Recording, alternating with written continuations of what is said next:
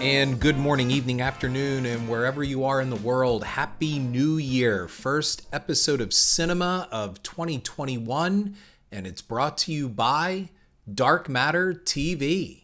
Dark Matter TV is a streaming platform where you can find not just current genre entertainment in horror, sci-fi, thriller, and action, but also classic content that takes you back to the great old days of late night cable and finding those cult and classic films that they just don't make anymore. Available for download on Android or Apple, or visit darkmattertv.com. It's free, it's fun, and it's gonna grow. Today's episode kind of goes back to my previous one, which I'm going to touch upon, and that is it was called Amityville Horrible. And it was that episode was a look at something that was the phenomenon of the Amityville films, in which I argued that there really isn't a good one. And you can go back and listen to that at your leisure. But there is something about the Amityville horror that applies to what I want to speak about today. And I've noticed this coming for a while, and I feel this is a kind of relatively new thing, and it's very cynical. So before I get into the actual meat and potatoes of this episode, I want to say something to be very clear. I want to believe in a lot of things, and I have seen things in my life that I do believe presently at this time, at least for me, science cannot explain or at least provide a 100% clear answer to explain the things that I've seen. Now, I'm not saying about aliens or UFOs. I am talking specifically for this episode about the paranormal. I have had a number of paranormal experiences in my life. I am sure that skeptics and critics could step forward, and logically so, with critical thinking and say, Harrison, this is what you saw, this is what you experienced, and here let me outline steps to prove it to you. And that may be. I am not discounting that. What I'm saying, though, is that I have experienced certain things, and I have seen things, and most of all, I think all of us truly in our hearts and in our souls, if they exist, we want to believe that we go on, that there is something after we die, that it's just not lights out. And you know, there is a powerful scene in Doctor Sleep, the sequel to The Shining, where Ewan McGregor is talking with a patient in the hospice that he works. And the patient is dying, obviously, in a hospice, and says it's not the pain of death that he fears. It's not even the process of death that he fears. What the patient says, this old man says, is, what if there is nothing? And that really spoke to me while I sat in the theater. The prospect that we just kind of wink out and we are gone, and that there is just nothingness. That to me is hell. That all the experiences I've accumulated in my life are just suddenly gone. And some of you can probably relate to this right now as we speak. I am sure everybody listening has lost a loved one, someone very close to them, a friend, a lover, a parent, grandparent, whatever it may be. We get told at the ceremonies, we get told at the funerals, we get told by religion that we have a soul and that we move on. I'm going into something that I believe capitalizes and exploits this belief. And I don't think they really have neutral to good intentions with it. I don't think that they have the intention to entertain. And if I am correct in this, then this classifies as cinema and why I'm dedicating a podcast to it. So let's go back to the Amityville horror. And arguably, before that, we should probably go back to The Exorcist, because here's the thing.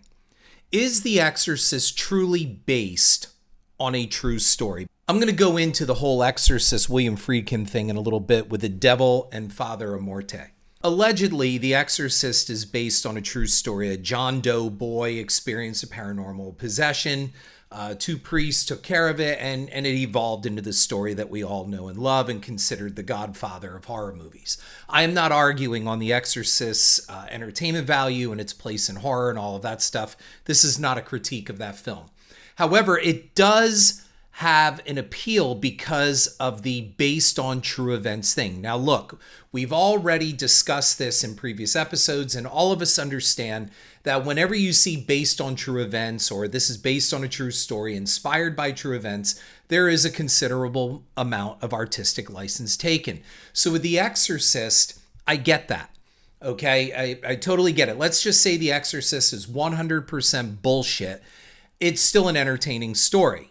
So The Exorcist never tried to pass itself off as this is a real movie. So bear with me here. Now we go to Amityville. I'm going to state again for the record that I believe the entire Amityville case, the 100% of the entire haunting, is bullshit. There is plenty of evidence out there to show and support this, that the Amityville incidences were just basically made up, as the Lutz's own lawyer said, over many bottles of wine. I'm not accusing anybody of being a liar. I'm just stating that I think a lot of liberties were taken, and you can accept the movies for what you will. But here's the catch. At the center of it all, a real tragedy did happen, and that is the murder of the DeFeo family by Ronnie Butch DeFeo. There is no doubt that he killed his siblings. He has been convicted of that crime. And what we have is basically a family tragedy at the center of all of this. Here's the problem. The problem is this center story has evolved into a kind of litmus test, or even a holy grail for supernatural events to say, see, this is all true. So when you say the Amityville Horror is based on a true story, arguably it is. It is based on the murders of that poor family way back in the 1970s. And I've said in my previous podcasts about Amityville that a number of movies have been made on Amityville, and we can spin that off into The Conjuring with billions of dollars being made. And I wonder how much money was ever given to the survivors of the DeFeo family, who have to endure this nonsense every time one of these movies comes out. Can you imagine being a relative of the DeFeo family and people asking you questions like, did your aunt really screw your uncle? And did that really happen? And is the house haunted? And blah, blah, blah, blah, blah, and on and on and on. The amount of emotional baggage this family has to carry, and probably never even a dime made to a scholarship in that family's name or anything. Now, maybe there was and we don't know, but I'm willing to bet there was not. Here's where it starts to get a little dicey.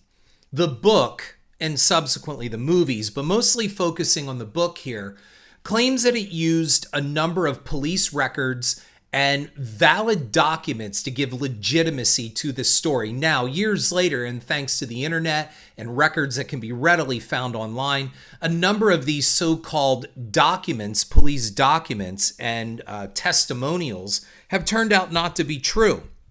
And that includes police reports that never happened. Okay, that police never came to the house when the book says that they did. That the damage to the house was nothing of what the book claimed. Or weather reports such as the famous scene in the book where George Lutz looks out the window, sees two red blaring eyes glowing back at him, and he throws something at the window, and a pig squeals, and supposedly this demon pig, this spirit of this demon pig, runs off, and they went out and they found pig hoof prints in the snow. When actually now, if you check the weather reports and the data for that time period and that night, there was no snow on the ground at all. Now, you may say, Harrison, you're nitpicking. However, this kind of stuff is cynically assembled to the layman, to the person that doesn't bother to do their homework, to the person that doesn't bother to do their research, and makes it sound like, see, all of this is true. Now you go forward with the famous ghost hunters, Ed and Lorraine Warren, and, whether, the Conjuring 2, I believe, opened up in Amityville, and then it goes on to another story. But these people have built an entire career based on what we think are real events. We've seen very little footage of anything that could even persuade the most open skeptic or agnostic, if you will, toward the supernatural. There has been no definitive, clear proof of anything. You can show video all you want. We do know now in the day and age of CGI, anything can be faked and manipulated. So we're not going to stay on Amityville, but what I want my point to get across is that a weird hybrid of both fact and fantasy were merged together to give off a legitimate claim to the paranormal by using what people think are real documents, real police records, supposed real interviews in which, for example, the priest at the center of it all eventually recanted his entire story. Now, the conspiracy buffs out there, because as you saw in recent days, we have a conspiracy for everything. After what we just witnessed in the United States Capitol building, that was all fueled by conspiracy theory of a fraudulent election and everything else that has gone with it over the last 4 years of these bullshit conspiracy theories coming to the fore and people believing in them, especially during this pandemic of, nanobot technology and vaccines, and Bill Gates wants to eliminate the populations and reduce populations. There isn't a shred of fact on anything, and that includes also that vaccines cause autism. We won't believe the scientists, but we will believe celebrities like Jenny McCarthy on that one. We have developed a society now that has access to vast amounts of information. The problem is that this society refuses to do anything except cherry pick the information that supports its agenda or belief.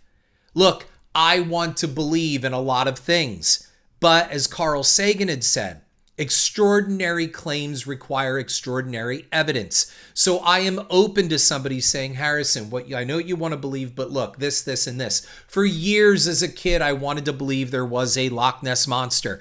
And they kind of did the same thing here, because the photo that is supposed to be the quintessential image of the Loch Ness monster, and I think you know which one I'm talking about. It's the famous one of the long neck thing in the water, was given legitimacy because it was taken by a man of unimpeachable credit known as the surgeon's photo. Actually, I believe he was a gynecologist. However, that guy takes the credit for the picture, but he didn't take the picture. The person who faked it, which we now know because of a deathbed confession by the person who did it, it was basically plastic wood putty on a plastic submarine floated in the water, and you got that great image and it was cropped. Now, people want to believe in the Loch Ness monster. I want to believe there's some plesiosaur-like dinosaur in Loch Ness. That would be fucking awesome, wouldn't it? It would take away so much from our humdrum lives, and we know that dinosaurs exist. Wouldn't that be great? But the sad fact is, folks, while there could be something in the loch, it's not a plesiosaur. It could be an overgrown eel. It could be some type of sturgeon. We don't know. But it isn't that image from the so-called surgeon's photo. But the reason why that photo became iconic for the Loch Ness monster is because it was given under the legitimacy of someone reputable and professional. So on the track of sea serpents and Loch Ness monsters, let's go back in time now to Discovery Channel's two so-called documentaries. One was on the Megalodon, and the other was on mermaids. You remember this? Here is the danger, and this is what separates those two things from such entertainment as Ghost Hunters or Paranormal State, or even most of the stuff that is shown on the Travel Channel, because they package it as entertainment. The Discovery Channel aired those two specials. One was on the validity of mermaids. And here's the danger. Not once in the beginning or throughout the documentary, and I use the word documentary in quotes, was it ever stated that this was just for entertainment. They passed this off as the real thing because of this found footage docudrama kind of thing that goes on now. They passed this off truly as something that was real. And the actors that were on these documentaries on both Megalodon and mermaids passed themselves off as members of the scientific community. So we, as the casual consumer, sit out in the audience and go, yeah, this must be true. Why would that person come on here and lie? Well, they are lying because they're actors. And then only at the end did the disclaimers come for, okay, well, this wasn't really real. Like one of them that took people by storm was the famous photo of the shark fin, the giant shark fin next to the submarine, stating that this shark must be longer than a Nazi submarine. Do you remember that photo? I want there to be a megalodon. I want there to be mermaids. As a kid, I used to love the idea of mermaids, and I read the Hans Christian Andersen Little Mermaid, which is very different than the Disney-fied version. I wanted there to be mermaids. I want there to be a gigantic 60-foot shark out there. The problem is the science doesn't support it. The evolutionary data doesn't support it. It's not there. And this show, both shows, went forward under the pretense of deliberately trying to fool you. That is deception. There was nothing on the front. Now, maybe in subsequent airings, they went back and put some kind of disclaimer at the front, middle, and end of these things. But upon the original airings, they did not, and they tried to pass this off. Now, here's the thing I need to stress to you as listeners. Even while I'm watching this, as much as I want there to be something like this, the evidence was just a little too good to be true. I taught history for 15 years, and I know the Nazi rise and fall like the back of my hand. I know a lot about it, and I did my college dissertation on Adolf Hitler and the rise of the Third Reich. And never once, even without the internet, and once the internet came, did I ever once come across a photo of that South Africa picture of the Nazi submarine with a 5-6 foot tall shark fin cruising alongside of it. Never did I see that photo. The evidence was just too good to be true. And that went the same also for the mermaid one, and on, like, supposed images that they caught, eyewitness accounts. Now, you always go, well, everything's anecdotal. Here's where I want to go back now real fast before I go on to the subject at hand. And you're like, Harrison, the subject at hand. The whole point of this is critical thinking, folks. We need to apply it. After what we saw on January 6th, now more than ever, we need logic, we need critical thinking, we need education, and we need intelligence. So let's go back now to the devil and Father Morte. I want to believe in this kind of stuff. And when William Friedkin, of all people, is headlining this documentary, and also on a Vatican priest that is, according to everything that I have read, and maybe some of the stuff I've read is not legit, or maybe I cherry-picked my information, but has a somewhat credible track record for exorcism.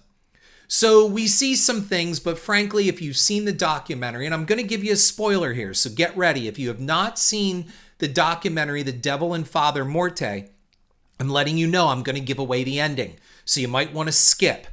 So what happens is we see almost 80 minutes of stuff we've seen already before.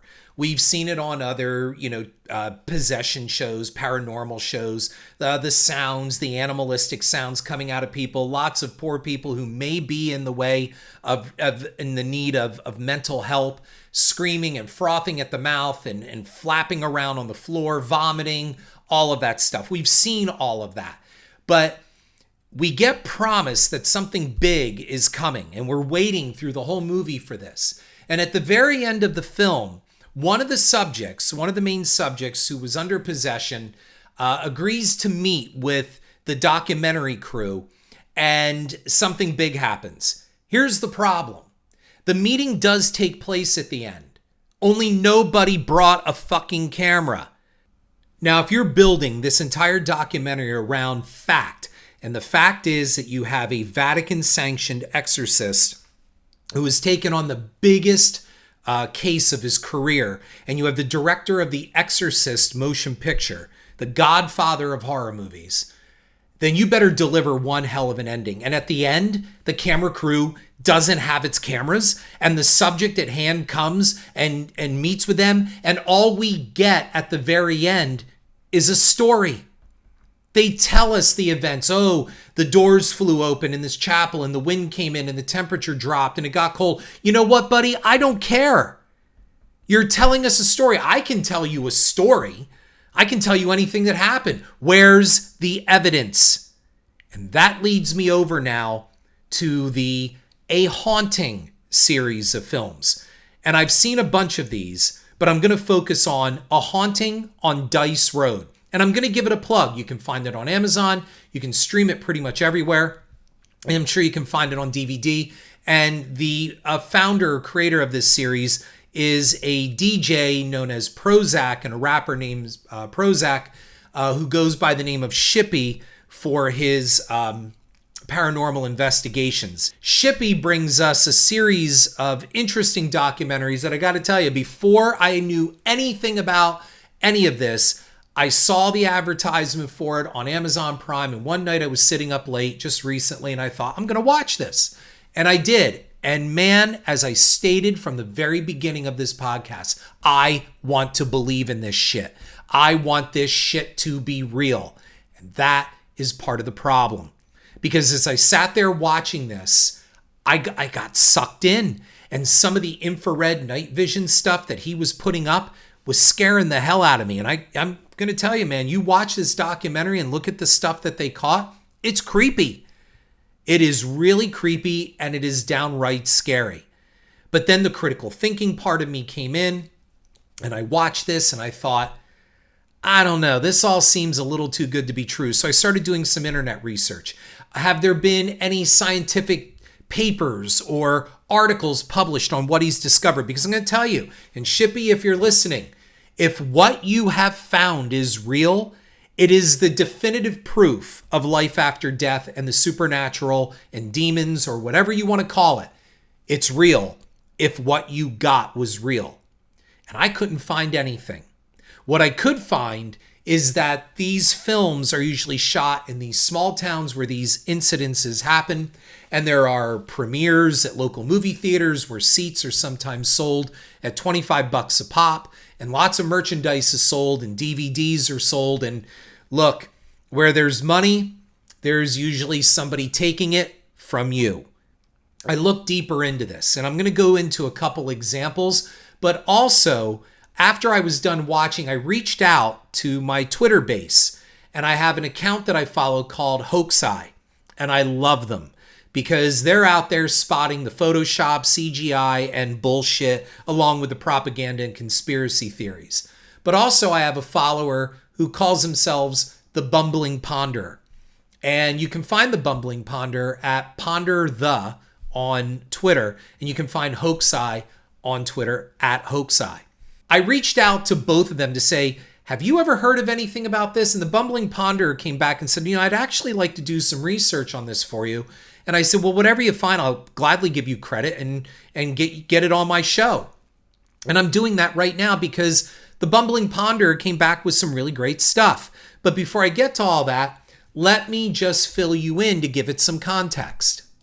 There are several events in this documentary, and I put that word in quotes, that happen, take place on infrared or a night vision camera. But before I get there, let's go back to how this connects to Amityville. A real event did happen in this town.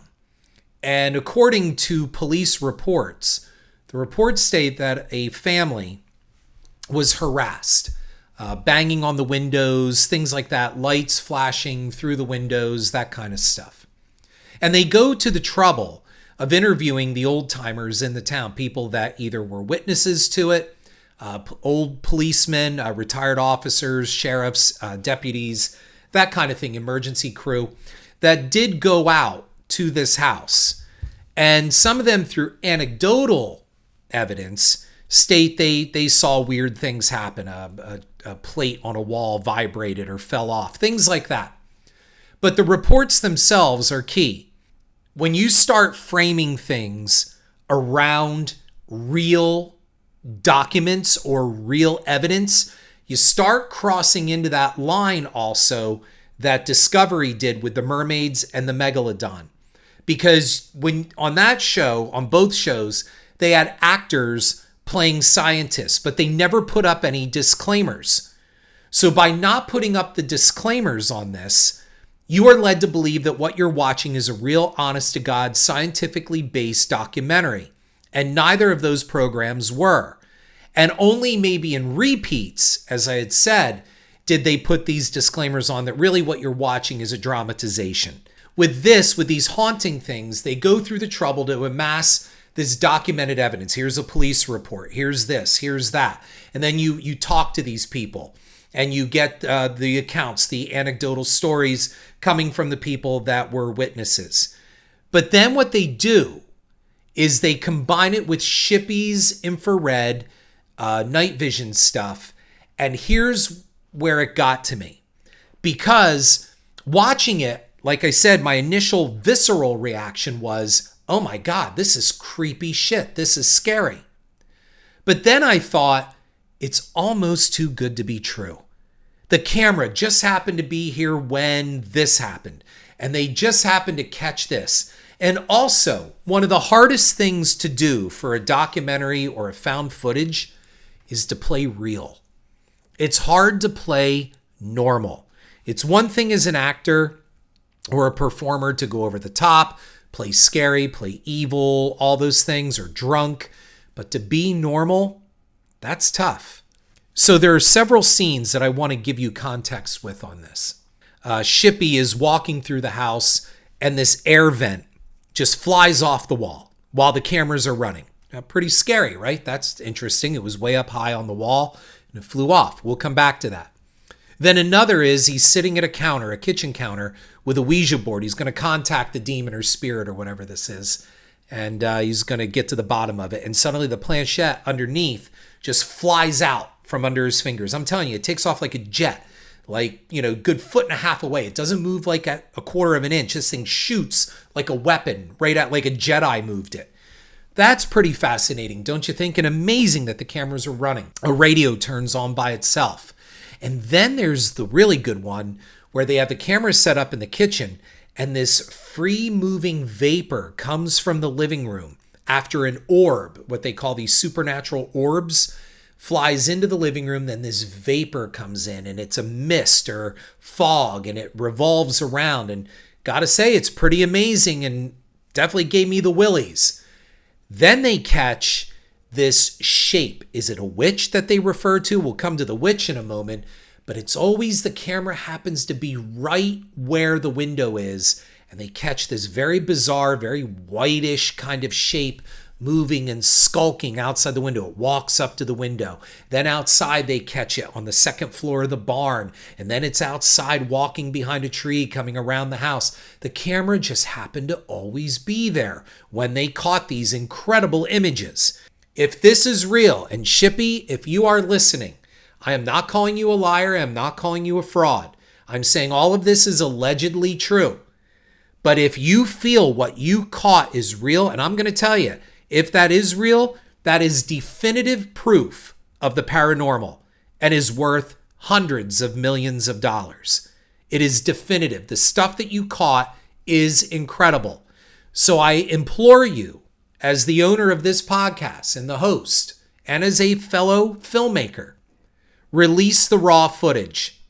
And not only release it, take it to qualified people, engineers, scientists, special effects artists. Take that raw footage and have them verify. And to like Joe Nickel and other skeptics, take it to them. Because at the best, if you even get that you stump them, and they say, look, I can't prove this is real, but I can definitely say it's not a hoax, you win. If James Randi were still around, I would implore you to take it to James Randi. Get it verified, because you are sitting on a gold mine if all of this is real. And that goes for all the other stuff in your other documentaries.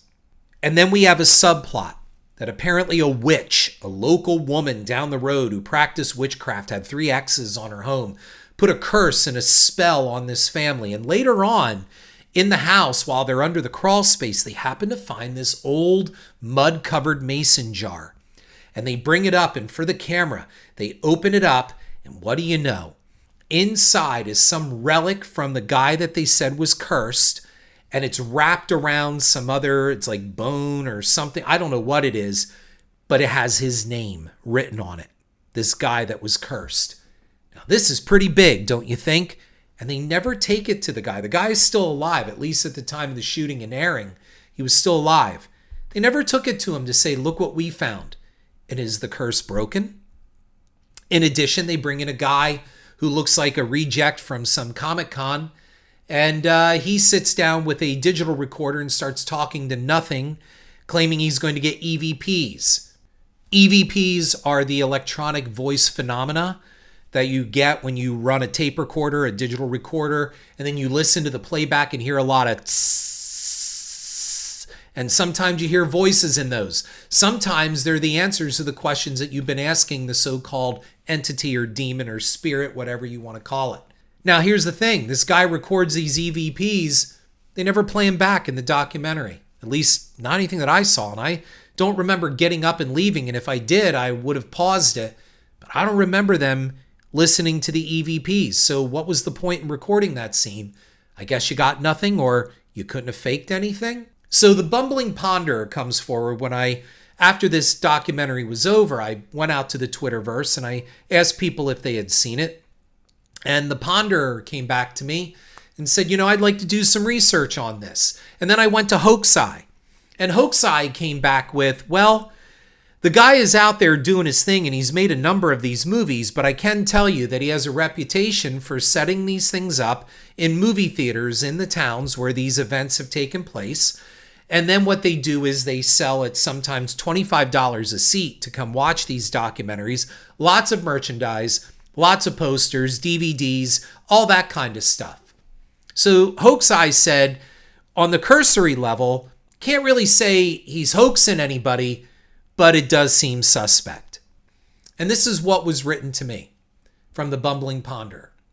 There was a prior knowledge, belief of paranormal activity and presence, not just with the investigators, but with the citizens of the actual town. Also, the people in the area are mostly known to each other, although perhaps not all friendly to each other. I see no actual proof of a haunting. Things like banging and windows breaking and radios turning on by themselves can be done very easily. There was physical evidence from the exterior banging in the form of dents on the exterior wall of the home. This would be more from a natural action like people or even weather. I did find evidence of possible hoax in the air vent falling supposedly by paranormal forces to be staged. The air vent is clearly leaning away from the wall at its top. Then Shippy turns away and the camera follows him, looking away from the vent, and then it falls and it hits the floor.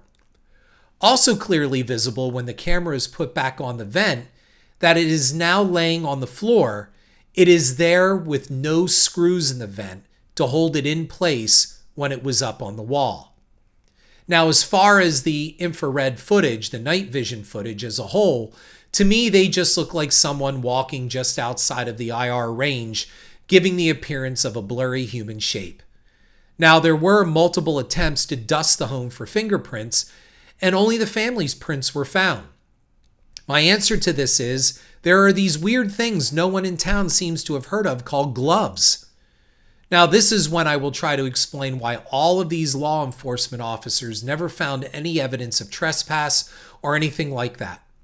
Once something like this gains popularity in a small town, it gains a life of its own, much like how Bigfoot sightings can give a place popularity. The people's belief in it makes it real, so perhaps even the trained officer could fall under this "I want to believe" kind of thing and not even realize it. Evidence of this is also in a couple that are seen being interviewed and smiling, talking about how all the traffic going by the houses and people shining spotlights on them as if they really enjoy the attention. I'm not a psychologist, but hopefully you get what I'm trying to say. I want you to think about the events of January 6th, just a couple days ago in the Capitol. People marched because of what they believed, and they believed there was a fraudulent election. Only the problem is there is no evidence of that. Sure, can some things happen? Yes. But to pull off an entire national fraud election, give me a break. But because we have an authority figure as the President of the United States telling them this is a hoax, it's fake, this is why we have the problem with the pandemic, this is why we have the problem with election fraud. There is no evidence to support either that Corona was a hoax and that masks don't help. But because someone in authority goes out with the charisma like Donald J. Trump and tells people something, they believe it. An entire country and base, a voting base, was sold on The Apprentice. That's the image of Donald Trump they voted into office. An image that is based all on anecdotes, not fact. When you start looking into the facts of Donald Trump, you find a very different picture. When you start looking into the facts of Ed and Lorraine Warren's investigations, you find a very different picture than what The Conjuring and Warner Brothers wants to tell you. Ed Warren himself admitted that some of the evidence in the second Conjuring film around that case was faked. So if some was faked, why not all of it? And again, where is the solid, peer-reviewed scientific evidence that says this is real? The Bumbling Ponderer goes on in their next piece that they wrote to me by saying, okay, there were things caught on tape that I'll go over now in an attempt to describe how they could have been done or recreated. The banging could easily be done by someone in the attic of the house, as we never see anyone actually go up there to show us a sealed floor attic. So the banging is out instantly. Later we see a crew person going up a ladder and he takes a fall saying something pushed me. Well, how convenient. And you know how any stunt person can fall from 5 feet with no problem whatsoever. Next, there are various items that fall around the house. This is also easily hoaxed with the help of gravity. Sorry, dude. Better luck next time. Then we have the 2 paintings that are magically flipped upside down. Here, Shippy actually breaks the 4th wall, which is actually pretty slick in my opinion, and literally says out loud that the radio that came on by itself was used as a distraction. Well, yeah, no shit. It was. But technically, he doesn't need to do it, as the paintings he's talking about aren't previously shown before the reveal. So I want to stop there. You never saw the paintings upright. We just take the camera and go over it. Oh, look, those paintings, I'm telling you, take my word, they were right side up. Now they're upside down. Ladies and gentlemen, this is no different than the ending of The Devil and Father Morte, where we forgot our cameras, but I'm telling you, this cold wind blew through the church and the temperature dropped. We could see our breath. All of that. The problem is we couldn't record it. So then we go into all the other stuff that these A Haunting Of series go into. And that is we bring in a medium who does the usual medium stuff. I feel something bad happened here. All that general cold reading kind of stuff. And here's my point as I end this podcast. The point is all of this stuff, and I'm not saying it's fake, but I'm certainly not saying it's real. And if it is real, I would like to see it brought out because, again, it is the greatest scientific find to date. But all of this stuff is couched around and framed around real reports and real people who believe they really saw something. And I know people can say, run them through a lie detector. For the record, George and Kathy Lutz passed a lie detector test for the Amityville horror. Now, that doesn't mean they don't believe what happened there. So if you're truly convinced, you can pass a polygraph test if you truly believe you are not lying. So that a polygraph test and, a lie detector test is not the be-all to end-all in definitive proof. It is just a tool that is used, and tools can be wrongly used. What is really going on this kind of thing here?